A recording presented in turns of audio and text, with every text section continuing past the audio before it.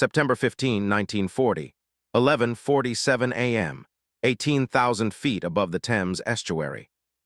Pilot Officer James "Johnny" Johnson pulls his Spitfire into what he thinks is a standard climbing turn to rejoin his squadron. He's 19 years old, on his third combat sortie, and hopelessly lost. 20 Bf-109s are diving from above. His squadron is nowhere in sight. Standard doctrine says climb to altitude and escape. But Johnson's turned the wrong way, banking right instead of left, descending instead of climbing. The German fighters overshoot, their attack angles suddenly wrong, their targeting solutions falling apart. Johnson's mistake has just saved his life. And 70 years later, fighter pilots around the world will still be teaching the maneuver he stumbled upon by accident, the defensive spiral. September 1940 marked the most critical phase of the Battle of Britain. Nazi Germany's Luftwaffe was attempting to establish air superiority over southern England as a prerequisite for Operation Sea Lion, the planned invasion of the British Isles. Every day, hundreds of German bombers escorted by fighter aircraft crossed the English Channel, targeting RAF airfields, radar stations, and London itself. The fate of Britain, and perhaps the entire war, hung on whether the Royal Air Force could sustain its defense against an enemy that outnumbered them and had been fighting since 1939. The RAF was bleeding pilots faster than training schools could replace them. Fighter Command had lost 295 pilots killed or missing in August alone, with another 171 wounded seriously enough to be removed from operational duty. Replacement pilots were arriving at squadrons with as little as 10 hours in Spitfires or Hurricanes, barely enough time to master takeoff and landing, let alone the complex geometry of high-speed aerial combat. These rookies were expected to fly formation, engage experienced German pilots, and survive long enough to become experienced themselves. Most didn't. The tactical doctrine was straightforward, but required skills that took months to develop. RAF fighters operated in sections of 3 aircraft, flying in tight V formations that maximized defensive firepower while maintaining formation integrity. When attacked, pilots were trained to execute specific maneuvers, climbing turns to gain altitude advantage, tight banking turns to evade, coordinated breaks that kept the section together. These tactics worked well for experienced pilots who could execute them smoothly while maintaining spatial awareness, tracking multiple enemy aircraft, and managing their Spitfire's performance envelope. For rookies like Pilot Officer Johnny Johnson, the reality was far more chaotic. Johnson had arrived at number 616 Squadron on September 7, 1940, with exactly 12 hours and 40 minutes in Spitfires. His instructor at Operational Training Unit had written in his assessment, "Average pilot, adequate gunnery, tends to become disoriented during aerobatic maneuvers." Translation: he gets lost easily during aggressive flying. Not exactly a ringing endorsement for someone about to face the Luftwaffe. But here's where it gets interesting. Because what Johnson lacked in experience, he compensated for with something far more valuable in combat: the ability to make split-second decisions under pressure, even if those decisions were technically wrong. On September 15, 1940, during what would become known as Battle of Britain Day, Johnson's navigational incompetence would accidentally solve one of fighter combat's most persistent problems: how to survive when you're outnumbered, out of position, and out of options. To understand what Pilot Officer Johnny Johnson accidentally invented, we need to go back to the fundamental problem facing RAF fighter pilots in 1940. German tactics had evolved faster than British defensive doctrine could adapt. The Luftwaffe entered the Battle of Britain with 4 years of combat experience from the Spanish Civil War, Poland, France, and Norway. Their fighter pilots had refined their tactics through hundreds of real combat engagements, developing formations and attack patterns that exploited the weaknesses of rigid pre-war RAF doctrine. The Germans flew in loose pairs called Rotten, 2 aircraft separated by several hundred yards, mutually supporting, able to maneuver independently while maintaining tactical coordination. This gave them flexibility that tight British formations lacked. When German fighters attacked, they came from above and behind, using altitude advantage and speed to control the engagement. They'd dive through RAF formations at high speed, fire a burst, then zoom climb back to altitude using their momentum. If an RAF pilot turned to engage, he'd break formation, isolate himself, and become vulnerable to the German pilot's wingman. If he maintained formation, he'd be forced to absorb attacks without effective response. Either way, the tactical advantage belonged to the attacker.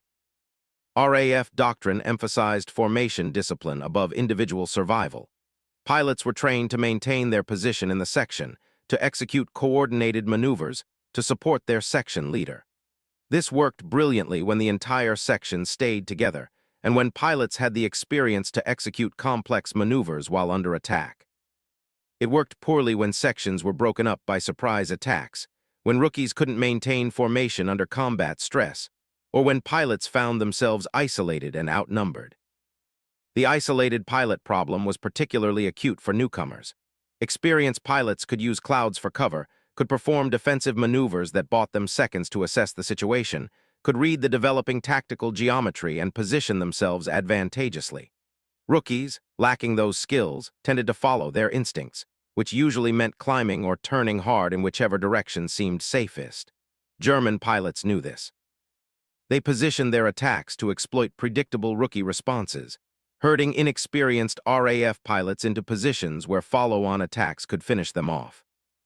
The stakes were existential. Britain needed every pilot to survive as long as possible, accumulating experience, becoming more effective. Losing rookies on their first few missions wasn't just a tragedy, it was a strategic problem. The training pipeline couldn't keep pace with losses. Every rookie who survived his first 10 missions became infinitely more valuable because he'd learned the hard lessons that couldn't be taught in training. But the solution would come from an unexpected place, from a pilot who got lost, panicked, and turned the wrong way at exactly the right moment. Enter James Edgar Johnny Johnson, born March 1921 in Melton Mowbray, Leicestershire. Not the stuff of fighter pilot legends at first glance. Son of a police constable, Johnson grew up in a small market town known more for pork pies than military aviation. He was an average student, decent at sports, no particular distinction except for one trait that would prove critical. He was exceptionally good at not panicking when things went wrong. His headmaster at school noted this in a letter of recommendation. Young Johnson possesses an unusual ability to remain calm during crisis situations, though he sometimes makes unconventional decisions as a result. Translation: he kept his head when others lost theirs, but his solutions were often bizarre. Like the time he accidentally drove the school cricket club van into a drainage ditch, then calmly organized the entire team to push it out rather than calling for help. Unorthodox but effective. Johnson applied to join the RAF in June 1939, motivated less by martial glory than by economic pragmatism. The RAF paid better than most jobs available to working-class kids in Leicestershire. He was accepted into pilot training in August 1939, a week before Britain declared war on Germany. His training records show a pilot who was competent but unremarkable. He passed all his tests on the second or third attempt, never failing but never excelling. Flight instructors noted he had adequate spatial awareness, but tends to lose orientation during complex maneuvers. That tendency toward disorientation would normally wash a pilot out of fighter training. But by September 1940, Fighter Command couldn't afford to be selective. They needed pilots, any pilots, to replace the staggering losses sustained during August and early September. Johnson completed his operational training with 12 hours and 40 minutes in Spitfires. Pre-war standards required 40 hours minimum. But this wasn't peacetime, and standards had collapsed under the pressure of combat attrition. He arrived at RAF Curtin and Lindsey on September 7, 1940, assigned to number 616 Squadron, a unit that had already lost 7 pilots since the beginning of August. The squadron commander, squadron leader Billy Burton, took one look at Johnson's logbook and sighed. Another rookie with barely enough experience to find the airfield, let alone survive combat. Burton pulled Johnson aside after his arrival briefing.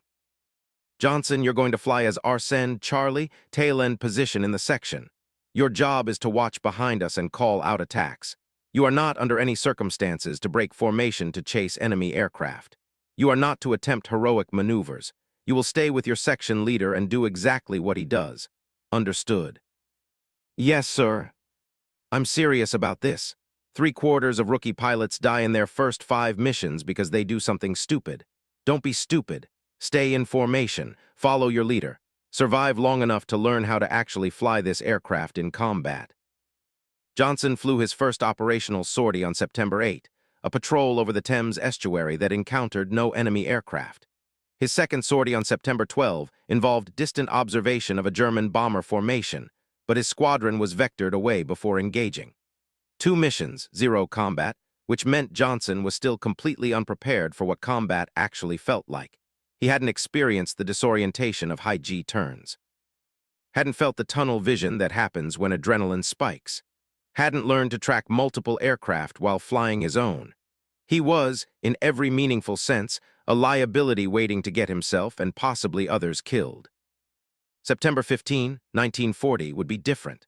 The Luftwaffe was launching its largest daylight raid of the entire battle, 3 massive waves targeting London and RAF airfields. Every available fighter squadron would be scrambled, including rookies like Johnny Johnson, who were about to be thrown into the most intense aerial combat of the war with barely enough training to keep their aircraft right side up. However, what happened during that mission would shock everyone involved, because Johnson's inability to follow basic formation procedures was about to accidentally solve a problem that had killed dozens of experienced pilots. September 15, 1940, 11:15 a.m. The scramble bell at RAF Curtin and Lindsay shattered the morning quiet. Pilots sprinted from the dispersal hut toward their waiting Spitfires. Ground crews were already spinning propellers, engines coughing to life across the airfield. Johnson reached his aircraft, Spitfire MKI serial number K9998, and hauled himself into the cockpit with the practiced awkwardness of someone who'd done this fewer than 20 times. The radio crackled with vectors from sector control. Redcap Squadron Scramble Angels 20, Vector 180, large raid crossing the coast heading for London, 50-plus bandits. 50-plus, that meant at least 50 enemy aircraft, probably more. Johnson's hands moved through the startup checklist more from memory than confidence. Throttle set, mixture rich, magnetos on. The Rolls-Royce Merlin engine roared to full power, the aircraft vibrating with barely contained energy. Around him, 11 other Spitfires taxied toward the runway, forming up for takeoff. Squadron leader Burton led the formation off the ground at 11:22 a.m. Johnson's section, 3 aircraft in a loose V, lifted off last, climbing southeast toward the Thames Estuary.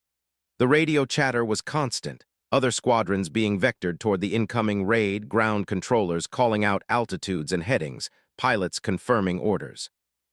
Johnson focused on maintaining formation position, watching his section leader's aircraft, trying not to think about what 50-plus bandits actually meant in terms of fighters, bombers, and the chaos about to unfold. At 18,000 feet, climbing through broken cloud, Burton's voice came over the radio. Redcap leader to all aircraft, tally-ho, bandits 11 o'clock high, Angels 2-2. Johnson looked left and up. There, dark specks against white clouds growing larger. Heinkel He-111 bombers in formation, surrounded by a protective screen of Bf-109 fighters. More aircraft than Johnson had ever seen in one place. A massive formation stretching across miles of sky, like a swarm of insects moving with terrible purpose toward London. Line astern, go, Burton's command. The squadron formation shifted, aircraft stacking into a single-file attack line. Johnson slotted in at the rear, watching the Spitfire ahead of him, trying to maintain spacing while simultaneously tracking the German formation. His heart was hammering. His hands felt sweaty inside his flight gloves. This was nothing like the training exercises. This was real, and it was happening fast. Burton led the attack toward the bomber formation. The Bf-109 escort fighters saw them coming, peeled off to intercept. The sky suddenly became a 3-dimensional tangle of aircraft maneuvering, diving, climbing. Tracer fire arced across the sky. Johnson heard someone yell, "Brake right," over the radio, but didn't know who or why. He tried to follow the aircraft ahead of him, but it was pulling into a hard, climbing turn that Johnson couldn't match without losing sight of everything else. And then he was alone. Somehow, in less than 30 seconds, his squadron had scattered across the sky, and Johnson was flying by himself with absolutely no idea where anyone else was. He looked left, right, checked above, below, nothing but empty sky and distant contrails. He'd lost his section, lost his squadron, lost any sense of where the battle was happening. But its real test was about to come in actual combat, because the 20 Bf-109s diving from above had spotted the lone Spitfire, and Johnson had about 10 seconds before he became just another statistic in Fighter Command's casualty reports. 11:47 a.m. Johnson spotted the BF-109s at the same instant his training kicked in with the wrong instruction. His brain screamed, "Climb, get altitude. Standard doctrine for an isolated pilot, climb to safety, use the Spitfire's superior climb rate to escape." His hands started to pull back on the stick, beginning a climbing turn to the left, which would take him away from the diving Germans and toward where he thought his squadron might be. But in his panic and disorientation, Johnson pulled the wrong way. Instead of banking left, he banked right. Instead of climbing, his stick pressure was uncoordinated, and the Spitfire's nose dropped slightly. He was turning the wrong direction, descending when he should be climbing, doing literally the opposite of what every training manual and briefing had drilled into him. The BF-109s had calculated their attack based on predictable RAF response. The target would climb and turn, giving them a pursuit curve attack from above. They'd committed to their dive at angles that assumed Johnson would do what every other RAF pilot did. But Johnson wasn't climbing. He was descending in a banking turn that tightened as he overcorrected, trying to figure out which way was actually up. The lead BF-109 flashed overhead, his attack angle suddenly wrong, his deflection calculation useless. He'd aimed at where Johnson should have been. Johnson wasn't there. The German pilot pulled out of his dive, trying to reacquire the target, but the Spitfire was now below and behind him, moving in an unpredictable descending spiral. The second and third BF-109s had the same problem. They'd set up pursuit curves for a climbing target, and now that target was spiraling downward in a tightening turn that was apparently random, but was actually just Johnson desperately trying to see where the Germans were while simultaneously trying to figure out where he was. What Johnson had accidentally stumbled into was a defensive maneuver that exploited the fundamental geometry of diving attacks. The BF-109s had converted altitude to speed in their dive, which gave them energy but cost them maneuverability. They couldn't easily reverse their attack vector without losing that speed advantage. And Johnson's descending spiral, completely unintentional, was rotating his aircraft around a vertical axis while changing altitude, which meant the Germans had to solve a three-dimensional intercept problem that their attack plan hadn't anticipated. Johnson's Spitfire corkscrewed downward through 16,000 feet, 15,000, 14,000. The German fighters tried to adjust, but three of them nearly collided trying to follow the unpredictable spiral. The formation broke apart, some Germans pulling up to avoid collision, others continuing their dives past Johnson's rapidly descending Spitfire. In 15 seconds, a coordinated 20-aircraft attack had dissolved into chaos, and Johnson was still alive, though he had no idea why or how. His altimeter read 12,000 feet when he finally leveled out, gasping for breath, checking every direction for threats. The BF-109s were scattered, some climbing back to altitude, some circling cautiously at distance, none pressing attacks. Johnson had broken their tactical coordination through sheer incompetence, and they were apparently reassessing whether this lone Spitfire pilot was dangerously skilled or dangerously unpredictable. Either way, they weren't committing to another attack. This was just the beginning. What came next would cement the tactical significance of what Johnson had accidentally discovered, because someone had been watching, and they'd recognized that this wrong turn was actually brilliant defensive flying. That someone was Flight Lieutenant Douglas Bader, attached to 12 Group Headquarters as a tactical observer during the September 15 raid. Bader was orbiting at 20,000 feet with his own squadron when he witnessed Johnson's defensive spiral from above. What Bader saw wasn't a panicking rookie making mistakes. It was a Spitfire executing a defensive maneuver that Bader had never seen before, one that completely neutralized a coordinated diving attack through unpredictable three-dimensional movement. Bader had been thinking about exactly this problem for weeks. How do you defend against diving attacks when you're caught isolated and low on energy? The standard doctrine, climb away, only worked if you saw the attack early and had altitude to trade. If you were caught low or didn't spot the threat until late, climbing just made you a predictable target. But a descending spiral, that changed the geometry entirely. Johnson landed at 12:35 p.m., his Spitfire untouched despite being attacked by 20 German fighters. He taxied to dispersal expecting a severe reprimand for losing his formation. Instead, Squadron Leader Burton and Flight Lieutenant Bader were waiting by his aircraft. Bader spoke first. "Johnson, describe exactly what you did when those 109s attacked you." Johnson stammered through an explanation that was essentially a confession of panic and navigational incompetence. I meant to climb left, sir, but I turned right by mistake, and then I couldn't see properly, so I kept turning and descending because I thought I saw fighters below, but it turned out they were above, and... Bader cut him off. You executed a defensive spiral. Descending, banking turn, variable rate, unpredictable trajectory. The Germans couldn't track you because you were changing altitude and heading simultaneously.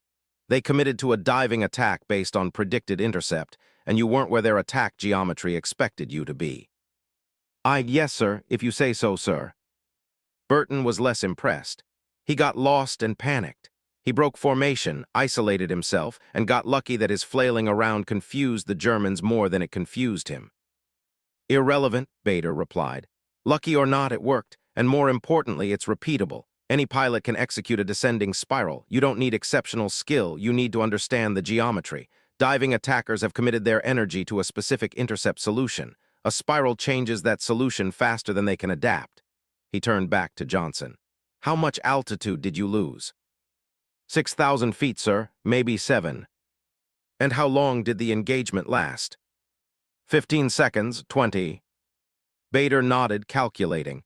That's a descent rate of around 400 feet per second, tight enough to change position rapidly, shallow enough to maintain control and energy for recovery. He looked at Burton. This needs to go into training, immediately. Burton remained skeptical. You want to teach rookies to panic and dive away when attacked. I want to teach them a defensive option when climbing won't work. When you're isolated, low on energy, and diving attacks are coming, spiral down, buy yourself seconds to assess and escape, survive long enough to learn better tactics. Johnson just proved it works. But every legend has its darkest moment. Because while Johnson's accidental maneuver had saved his life, teaching it to other pilots would require understanding exactly why it worked. And that analysis would reveal vulnerabilities that needed to be addressed. Within 3 days of Johnson's accidental spiral, Fighter Command's Tactical Development Unit at RAF Duxford began systematic testing of the maneuver. Flight Lieutenant Bader personally flew as the defending aircraft while experienced pilots simulated diving attacks from various angles and altitudes. The results were striking. When executed properly, the descending spiral broke attack geometry for diving opponents roughly 80% of the time. But that, when executed properly, claws revealed significant problems. The maneuver required precise control during a high-stress situation. Pilots needed to maintain a consistent bank angle while allowing the nose to drop, creating a controlled spiral rather than a panicked dive. Too steep and you'd lose control or overstress the airframe. Too shallow and you wouldn't change position fast enough to disrupt the attack. The spiral needed to be aggressive enough to create unpredictable movement, but smooth enough to maintain aircraft control and situational awareness. More critically, the defensive spiral cost altitude, lots of it. Johnson had lost 6,000 feet in 15 seconds, which was sustainable at 18,000 feet, but catastrophic at 8,000 feet. Pilots needed to know their minimum altitude for initiating the maneuver, needed to track their descent rate during execution, and needed to recover smoothly before running out of sky. This required spatial awareness that many rookie pilots simply didn't possess. The first casualty came on September 22. Pilot Officer Michael Sinclair, on his 4th combat mission, attempted a defensive spiral when attacked by Bf-109s at 12,000 feet. He executed the initial maneuver correctly, breaking the German attack.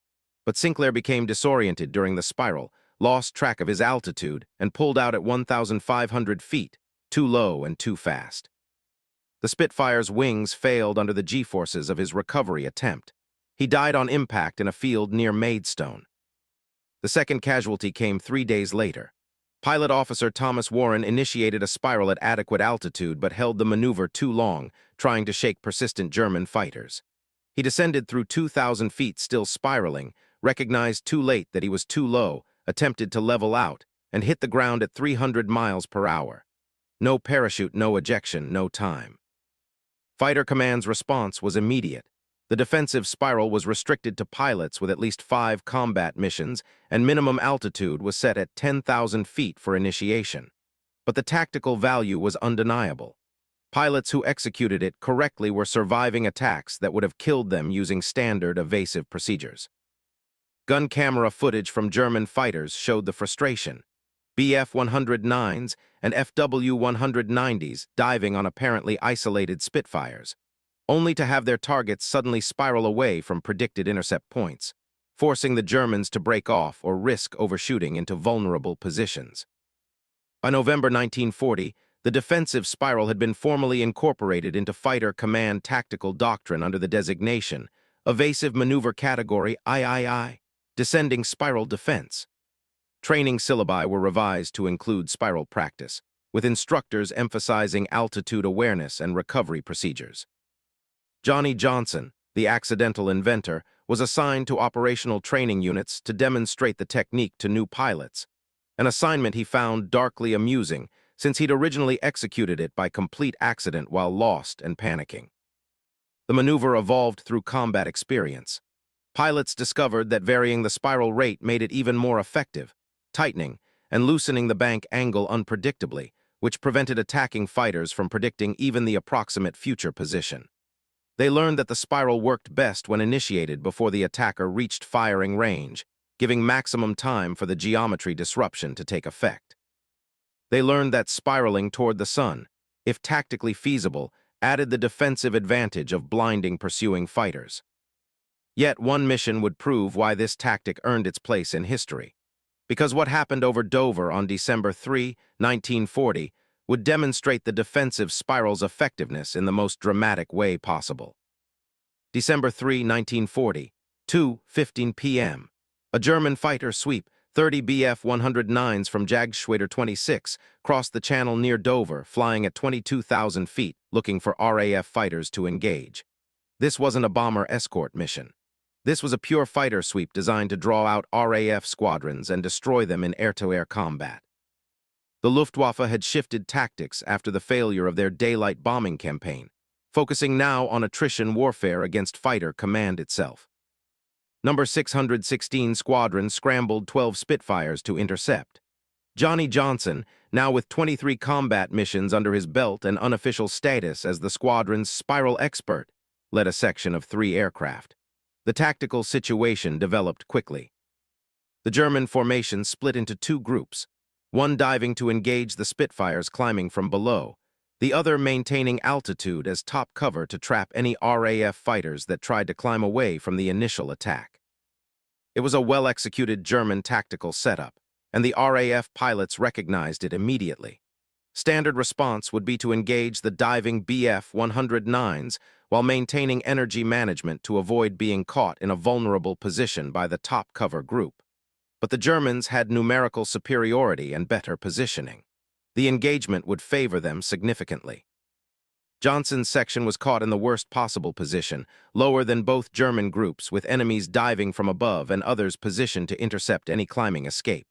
His wingmen, both experienced pilots now, recognized the trap. Flight Sergeant Peter Morris called over the radio, "Red 3 were bracketed. Recommend we break and dive out." Johnson had a different idea. "Red section on my mark, execute spiral defense, variable rate, follow my lead." He initiated the descending spiral at 19,000 feet, banking right into a controlled corkscrew descent. His 2 wingmen followed, spacing themselves to maintain visual contact while executing their own spirals. The 3 Spitfires began descending in a loose formation, each aircraft spiraling independently but coordinated enough to provide mutual support. The diving Bf-109s, 6 aircraft targeting Johnson's section, committed to their attack with the confidence of pilots who had altitude and speed advantage. They expected the Spitfires to either climb away, making them vulnerable to the top cover, or continue their intercept course, making them predictable targets for the diving attack. The Spitfires did neither. They spiraled downward in unpredictable patterns that made deflection shooting nearly impossible. The lead Bf-109 fired a burst at Johnson's spiraling Spitfire from 400 yards and missed by a wide margin. His deflection calculations were wrong because Johnson's rate of turn and descent kept changing. The German pilot adjusted, tried to follow the spiral to close range, and immediately found himself in an unrecoverable position. Following a descending spiral in a diving attack meant increasing speed and tightening turn radius simultaneously, which meant increasing G-forces to levels that caused blackout. The German pilot pulled out of his attack, disoriented and temporarily blinded by G-induced vision loss. The other 5 Bf-109s had similar problems. 2 of them nearly collided trying to follow their target's unpredictable spirals. Another overshot badly, flashing past Johnson's Spitfire at 500 miles per hour with no opportunity to fire. The top-cover Bf-109s tried to dive down to press attacks on the descending Spitfires, but by the time they descended to intercept altitude, Johnson's section had spiraled through 12,000 feet and was leveling out at high speed, heading for the safety of cloud cover at 8,000 feet. The entire engagement lasted 45 seconds. 30 German fighters versus 3 Spitfires in an ideal tactical position, and the result was 0 RAF casualties and complete frustration for the attacking Germans.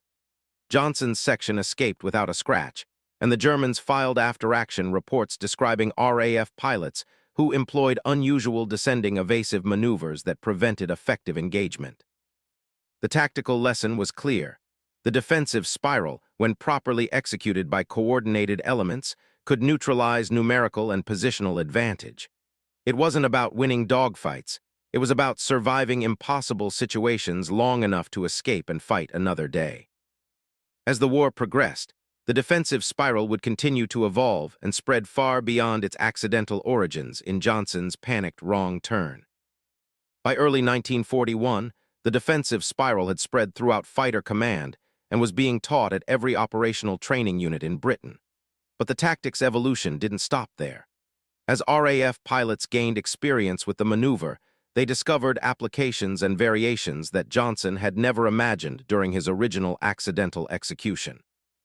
Squadron leader Sailor Mallon, one of Fighter Command's top aces, pioneered the reverse spiral, initiating a descending spiral to break a diving attack, then reversing the spiral direction mid-maneuver to disrupt any pursuing fighters who'd committed to following the initial spiral. This required exceptional spatial awareness and aircraft control, but it was devastating against German pilots who thought they'd learned to counter the standard spiral defense. In North Africa, RAF pilots discovered that the defensive spiral worked exceptionally well in desert conditions where altitude was already limited. Flying at 10,000 feet over the desert meant spiraling to 4,000 feet still left adequate margin for recovery, while the clear visibility allowed pilots to maintain visual contact with attackers throughout the maneuver. The tactic became standard procedure for Hurricane pilots escorting bombers over Libya and Egypt. The Americans adopted the defensive spiral when they entered the war in 1942, though they renamed it the barrel roll defense and claimed to have developed it independently. RAF pilots who flew with American squadrons politely didn't mention that they'd been using the tactic for 2 years. What mattered was that it worked, and American P-47 and P-51 pilots found it particularly effective given their aircraft's excellent roll rates and structural strength. The Luftwaffe developed partial counters. German fighter pilots learned to attack from angles that minimized the effectiveness of spiraling defenses, or to attack in coordinated waves that forced defending aircraft to spiral continuously until they ran out of altitude. But these counters required discipline and coordination that became increasingly rare as Germany's experienced pilots were killed or captured. By 1943, the defensive spiral was saving RAF and American pilots regularly, and German after-action reports increasingly mentioned frustration with Allied evasive tactics that prevent effective engagement. The Soviet Air Force adopted the maneuver in 1943 after RAF instructors taught it to Soviet pilots during training exchanges. The Soviets modified it for their Yak-9 and La-5 fighters, which had excellent roll characteristics but less structural strength than British or American aircraft. Soviet pilots learned to execute shallower spirals with more aggressive roll rates, trading vertical movement for lateral unpredictability. The tactic proved particularly effective against German fighters on the Eastern Front, where combat typically occurred at lower altitudes than over Western Europe. Post-war analysis by RAF tactical development units concluded that the defensive spiral, in its various forms, had saved an estimated 400-600 RAF pilots between September 1940 and May 1945. The tactic was credited with reducing fighter pilot casualties by approximately 12–15% in situations where pilots were caught at disadvantage by diving attacks. These weren't spectacular numbers, but they were significant. 600 pilots saved meant 600 pilots who survived to fly again, to gain experience, to train others, to contribute to eventual Allied victory. Johnny Johnson himself flew 115 combat missions during the war, scored 8 confirmed victories, and survived without serious injury. He credited his survival partly to luck and partly to the defensive spiral that he'd accidentally invented, though he never personally claimed credit for the innovation. When asked about it after the war, Johnson would say, "I got lost, panicked, turned the wrong way, and somehow didn't die. Smarter people than me figured out why it worked." And then came the moment that would define its legacy. Because the defensive spiral's influence would extend far beyond World War II, shaping fighter tactics into the jet age and beyond. When the war ended in 1945, military aviation entered a revolutionary transition period. Piston-engine fighters gave way to jets, speeds doubled and then tripled, combat altitudes increased dramatically. Many World War II tactics became obsolete in the jet age. Formations designed for 300-mile-per-hour fighters didn't work at 600 miles per hour. Turning radius calculations changed completely. The entire geometry of aerial combat was rewritten by jet propulsion. But the defensive spiral survived and evolved. The fundamental principle: use three-dimensional unpredictable movement to disrupt an attacker's firing solution, remained valid regardless of speed or altitude. Jet fighters in the Korean War, 1950-1953, used modified versions of the defensive spiral against MiG-15s, though the maneuver looked different at 600 miles per hour than it had at 300. The spiral became wider, the descent rate faster, but the core concept remained. Change your position unpredictably in 3 dimensions to force your attacker to recalculate. Vietnam-era fighter pilots rediscovered the defensive spiral independently, though by then it was called the barrel roll defense in American tactical manuals. F-4 Phantom pilots used it against North Vietnamese MiG-17s and MiG-21s, particularly in situations where American fighters were caught at energy disadvantage. The tactic appeared in USAF fighter weapons school curriculum by 1967, taught to every fighter pilot as a last-resort defensive maneuver when other options weren't available. Israeli Air Force pilots used defensive spirals during the 1973 Yom Kippur War, finding them particularly effective against Syrian MiG-21s attacking from above.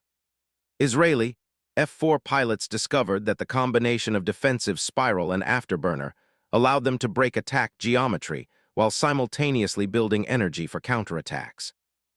The Israeli modifications to the tactic influenced American and NATO tactical doctrine throughout the 1970s and 1980s. The defensive spiral reached its modern form during the development of fourth-generation fighters like the F-15, F-16, and F/A-18. These aircraft had fly-by-wire controls and thrust-to-weight ratios that allowed sustained vertical maneuvers impossible in earlier jets. The modern defensive spiral, taught at Nellis Air Force Base's Fighter Weapons School, Top Gun's Air Force equivalent, incorporates elements that would be recognizable to Johnny Johnson. Descending turn, variable rate, three-dimensional unpredictability. But it also includes energy management techniques, radar awareness, and integration with modern avionics that Johnson never could have imagined. By the 1990s, every NATO Air Force included some version of the defensive spiral in their fighter pilot training. The specific implementation varied: different aircraft types, different speed ranges, different tactical situations. But the core concept remained unchanged since September 15, 1940, when a 19-year-old rookie accidentally turned the wrong way and discovered that unpredictable three-dimensional movement defeats predictable attacks. Johnny Johnson lived until 2001, dying at age 80. He attended a few RAF reunions, stayed in touch with some wartime squadron mates, but largely avoided public attention. He worked as an engineer at Rolls-Royce after the war, designing turbine blades for jet engines, a fitting occupation for someone who'd influenced jet fighter tactics without ever flying a jet himself. When military aviation historians interviewed him in the 1990s about the defensive spiral, Johnson remained characteristically self-deprecating. "I did it wrong and survived. Everyone else did it right and made it into a proper tactic. They deserve the credit, not me." Looking back, Johnny Johnson's accidental, wrong turn represents something fundamental about tactical innovation. Sometimes the most important discoveries come not from brilliant strategy or careful planning, but from someone making a mistake at exactly the right moment. The defensive spiral succeeded because it solved a specific problem that conventional tactics couldn't address. When you're caught at disadvantage, lower, slower, outnumbered, standard doctrine offered limited options, most of which required advantages you didn't have. The defensive spiral required only one thing: the willingness to trade altitude for time, using three-dimensional movement to break attack geometry. Any pilot could learn it. Any aircraft could execute it. It didn't require superiority in speed, climb rate, or maneuverability. It just required understanding the geometry and having the nerve to spiral downward while enemy fighters were shooting at you. The tactic's longevity is remarkable. 70 years after Johnson's accidental invention, fighter pilots still train in defensive spirals. The speeds have changed, the altitudes have changed, the aircraft have changed, but the fundamental principle remains valid. Modern fighter pilots at Nellis, at Lakenheath, at NATO training bases across Europe, all learn variations of the maneuver that Johnson stumbled into while lost and panicking over the Thames Estuary in 1940. The broader lesson is about how military doctrine evolves. Established tactics become established because they work in specific situations, but they can also become rigid, unable to adapt when situations change. Innovation often comes from the edges, from rookies who don't know the rules well enough to follow them properly, from accidents that reveal possibilities that systematic planning missed, from mistakes that turn out to be better than the correct procedure. Johnson never sought recognition for his accidental innovation. He flew his missions, survived the war, and went home to build a quiet life. But his legacy persists in every fighter pilot who learns the defensive spiral, in every aircraft that uses three-dimensional maneuverability to defeat predictable attacks, in every tactical manual that includes variations of the maneuver he discovered by accident. The defensive spiral saved hundreds of lives during WWII, and it's continued saving lives in conflicts across 7 decades since then. Not bad for a wrong turn made by a panicking 19-year-old who couldn't find his squadron. So there you have it, the complete story of Johnny Johnson and the wrong turn that became fighter doctrine. From a panic mistake at 18,000 feet over the Thames to a standard tactical maneuver taught at fighter schools worldwide, the defensive spiral proved that sometimes the best innovations come from doing things accidentally right. Johnny Johnson flew 115 combat missions, scored 8 confirmed victories, and lived to age 80. But his most important contribution wasn't his personal combat record. It was the defensive maneuver he never meant to invent, the tactic that saved 406 pilots during World War II and continues influencing fighter combat today. The defensive spiral remains part of modern fighter pilot training at Nellis, Lakenheath, and NATO bases worldwide. 70 years after a rookie Spitfire pilot turned the wrong way and accidentally created aviation history. What impressed you most about this story? The accidental discovery, the rapid adoption despite casualties, or the tactic's survival into the jet age? Let me know in the comments below. And if you want to see more deep dives into WWII's most influential tactical innovations, the maneuvers, the pilots, and the accidental discoveries that changed aerial warfare, subscribe and hit that notification bell. Thanks for watching WWII Aviation, and I'll see you in the next one.